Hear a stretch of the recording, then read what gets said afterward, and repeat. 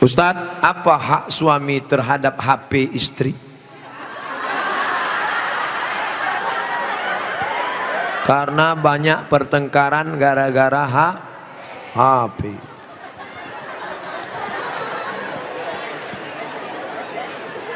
Lima hak ibu terhadap bapak. Catat, ingat baik-baik. Pertama, makan. Ibu tadi sudah dikasih makan? Yang kedua, pakaian. Ibu sudah dikasih pakaian? Karena sekarang banyak perempuan yang tidak diberi pakaian oleh suaminya. Tinggi istrinya 175 tapi dikasih kain cuma 50 cm. Kurang kain. Kadang belum selesai di tempat tukang jahit sudah dia ambil. Kadang kainnya panjang, resleting belum dipasang. Pas jalan kelihatan. Ustadz kok tahu? Saya ngelihat.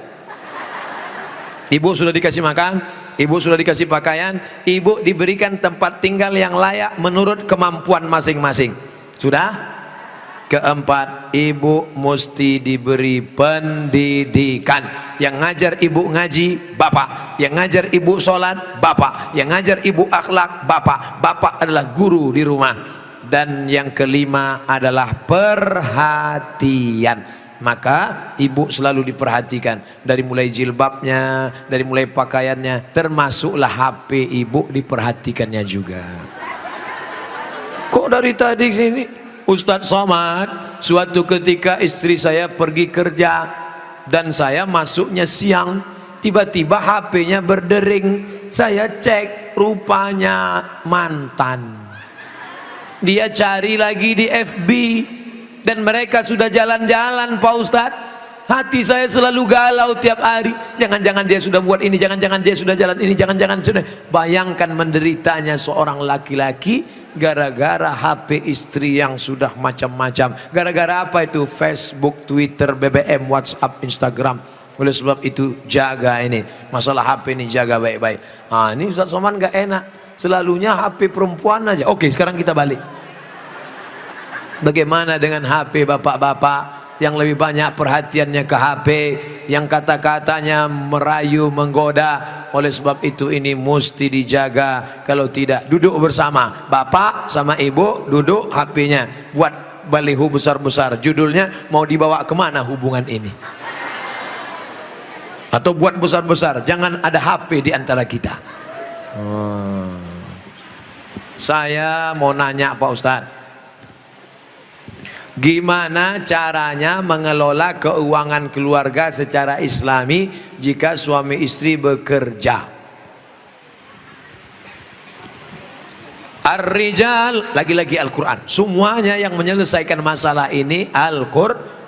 Ar-rijalu qawwamuna 'alan nisa. Laki-laki menjadi pemimpin bagi perempuan. Bima anfaqu min amwalihim, karena mereka mengeluarkan nafkah, biaya belanja. Makanya harta warisan laki-laki dapat 2 kali bagian perempuan. Ibu kalau 25, bapak dapat 50. Ibu kalau dapat 50, bapak dapat 100. Kenapa? Karena yang menanggung biaya pernikahan mahar bapak, yang menanggung sekolah anak bapak. Sekarang ibu memang anak orang kaya, punya ruko 2, rumah batu jendela kaca, punya bapak yang sudah sakit asma 2 hari lagi meninggal. Kaya. Si bapak juga punya duit yang sama. Bapak punya duit, ibu punya duit, menikah. Apa beda duit bapak dengan duit ibu? Dalam duit bapak ada hak ibu, tapi dalam duit ibu tidak ada hak bapak.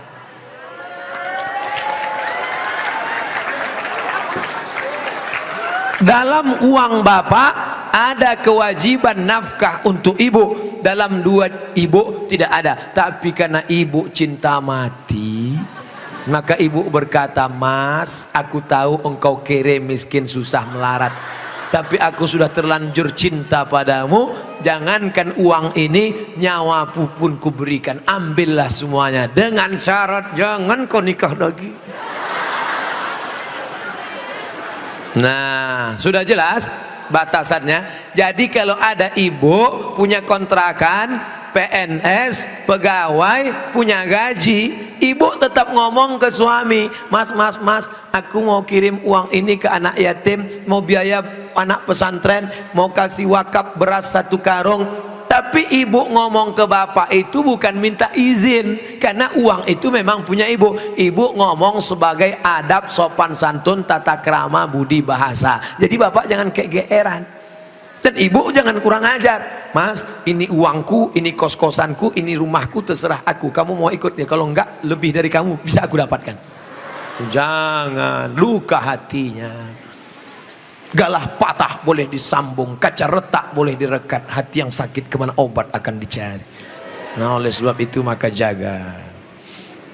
Saya sudah mengeluarkan untuk biaya keluarga sebagian, sedangkan sebagiannya saya ingin membantu saudara yang kurang mampu. Tapi kadang saya suka berbohong jika untuk membantu keluarga yang memang butuh bantuan. Ini yang nulis pertanyaan bapak apa ibu? Kalau bapak sudah berikan yang 5, makan sudah, pakaian sudah, tempat tinggal sudah, pendidikan sudah, perhatian sudah, sesuai dengan urf, wa ashiruhunna bil ma'ruf, berilah mereka pergaulan urf. Urf itu seperti layaknya, kira-kira layaknya standar orang daerah Pondok Aren itu perempuan diberi berapa, tidak terlalu kaya, tidak terlalu miskin, yang sedang-sedang, kira-kira diberi berapa standarnya, misalnya 3 juta 5 juta dia beri, maka sisanya itu terserah dia untuk yang lain, maka dia sudah menunaikan kewajiban. Urf, pengambilan hukum ada 10, Quran, hadis, ijma', qiyas, syar'u man qablana, saddu zara'i, qaulu sahabi, istihsan, istisab, urf. Urf, tradisi, kebiasaan, berapa yang layaknya untuk daerah Pondok Aren. Semoga Ustadz selalu dilindungi Allah, amin. Bagaimana antum menyikapi beda mazhab, khilafiyah, firqah?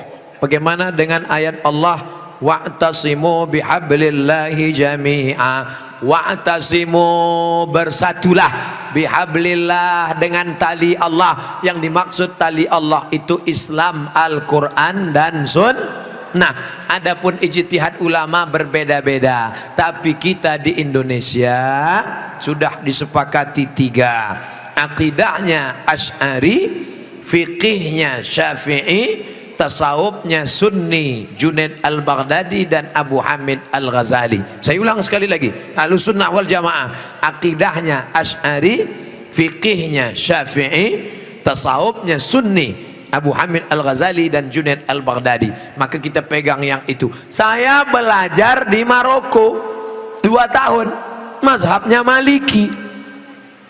Maliki Ahlussunnah, pertama Hanafi, nomor 2 Maliki, nomor 3 Syafi'i, nomor 4 Hambali. Keempat-empatnya Ahlussunnah. Tapi ketika saya pulang kampung, saya tidak bawa mazhab Maliki. Kenapa Ustaz tidak pakai mazhab Maliki? Andai saya pulang ke kampung, saya pakai mazhab Maliki. Mazhab Maliki kalau sholat tangannya lepas ke bawah, Allahu Akbar. Fatihahnya pakai baca kiraan Warsh, Alhamdulillahi Rabbil Alamin, Ar-Rahmanir Rahim, Maliki Yaumiddin. Mimnya pendek. Kemudian nggak pakai bismillah, Allahu Akbar, Alhamdulillahi Rabbil Alamin, nggak ada bismillah. Kunut subuhnya sebelum rukuk, walam yakul lahu kufuwan ahad, baca kunut. Kunutnya nggak bunyi. Andai saya buat sholat subuh seperti ini di masjid dekat rumah saya, Allahu Akbar, Alhamdulillahi Rabbil Alamin, Ar-Rahmanir Rahim, Maliki Yaumiddin. Selesai sholat pasti jamaah komplain semua, tolong sholatnya diulang, tadi imamnya ISIS. Menimbulkan fitnah karena mereka tidak tahu. Di sini diajarkan qiraat sab'ah mutawatirah, ditambah 3 masyhurah, ditambah 4 syazah, 14 qiraat dipelajari di sini. Ditambah lagi nagham, bayati, soba, nahawan, sika, jaharka, bayati, ras.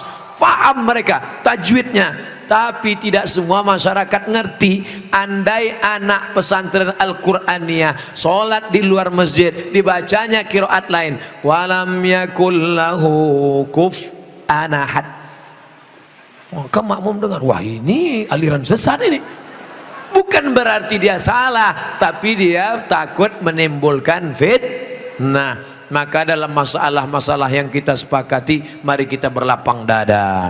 Adapun yang kita sudah berbeda, mari kita terima perbedaan selama dia masih Ahlus Sunnah wal Jamaah. Syekh Abdurrahman Sudes, Imam Masjidil Haram, selama di Makkah nggak pernah pakai bismillah jahar. Allahu Akbar. Bismillahirrahmanirrahim. Alhamdulillahi Rabbil Alamin Ar-Rahmanir-Rahim. Tapi begitu beliau jadi imam di Istiqlal, Allahu Akbar, Bismillahirrahmanirrahim. Loh, kok si Abdurrahman Sudes di Istiqlal pakai bismillah jahar? Dia tahu orang Jakarta mazhabnya Syafi'i. Mazhab Syafi'i bismillahnya jahar.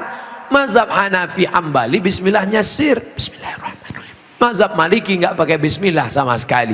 Ketiga mazhab ini Ahlus Sunnah wal Jamaah. Tapi kalau mayoritas masyarakatnya Syafi'i, jangan bawa mazhab lain, karena khawatir memecah belah umat. Menjaga persatuan lebih diutamakan daripada mengamalkan mazhab. Begitu yang diamalkan oleh para ulama.